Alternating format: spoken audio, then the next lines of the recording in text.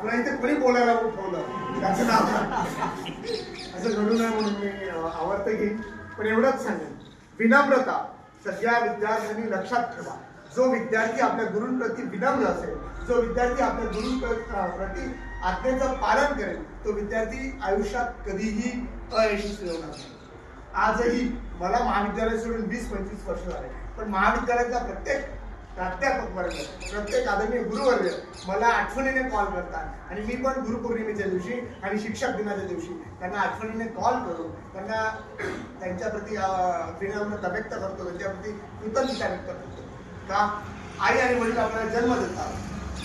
थोडं मोठं झालं, अंगणवाडीत गेलो की अंगणवाडीतल्या शिक्षिका, अंगणवाडीतल्या सेविका आपल्याला शिकवतात.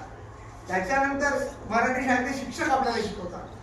मग तुम्हाला खऱ्या अर्थानं जीवन जगण्याचं सामर्थ्य जर कोणी देत असेल, तुम्हाला खऱ्या अर्थानं या जीवनात जगा, ताठमानेने जगा, एक व्यक्ती म्हणून जगा, हे सांगण्याचं सामर्थ्य जर कोणी देत असेल आणि तुमच्या मनगटामध्ये जर लात मारी तिथून पाणी काढेल हे सामर्थ्य निर्माण करण्याची शक्ती जर कोणी देत असेल, तो गुरुवर्ग असतो, तो गुरु असतो. आणि म्हणून गुरूंच्या प्रती प्रामाणिक राहणं, गुरूंच्या प्रती विनम्र राहणं खूप महत्वाचं आणि गरजेचं आहे.